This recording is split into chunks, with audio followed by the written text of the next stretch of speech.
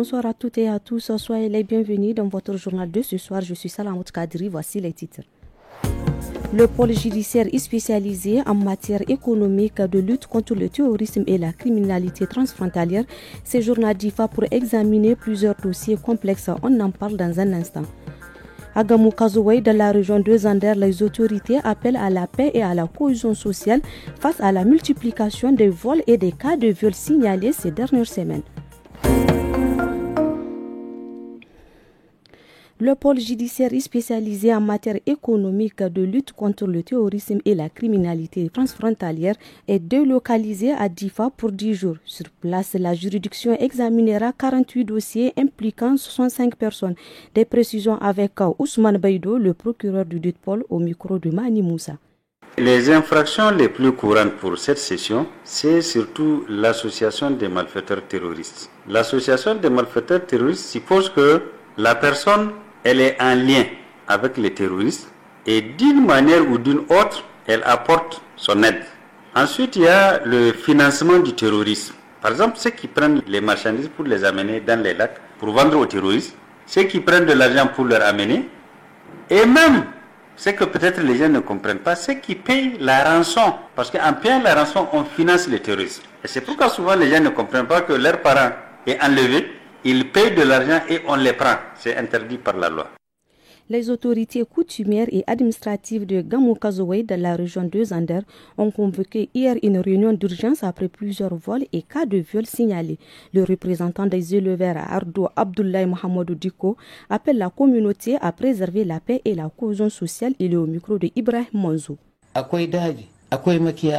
Il y a de l'espace, il y a des aires de pâturage, il existe des couloirs de passage et des points d'eau, et le fourrage est abondant. Donc de la même manière que les agriculteurs respectent la loi pour la paix, les éleveurs doivent le faire également. Nous avons aussi remarqué que des éleveurs font des récoltes dans les champs des agriculteurs avec d'autres étrangers qui vivent avec nous, dont certains violent les femmes. Une femme est même décédée de suite du viol. Malheureusement, on va attribuer tous ces mauvais actes aux nationaux. Vous devrez donc respecter les lois de votre pays pour promouvoir la paix.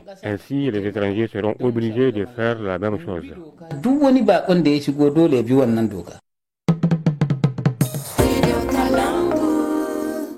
Instituée par l'ONU en 2007, la Journée internationale des femmes rurales est célébrée chaque 15 octobre.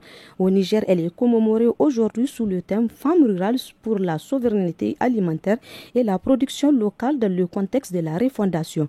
Madame Jibo Maïmouna du ministère de la Population souligne le rôle essentiel des femmes rurales dans le développement agricole.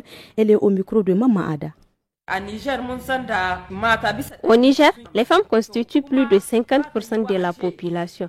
Un pays ne peut se prospérer sans la participation de la grande partie de sa population. La majorité des femmes vivent en milieu rural et ces dernières contribuent au progrès du pays à travers des activités manières telles que la transformation agroalimentaire, essentielle pour le pays. On peut dire que les femmes contribuent au développement de notre nation. À chaque saison froide, des incendies domestiques sont enregistrés.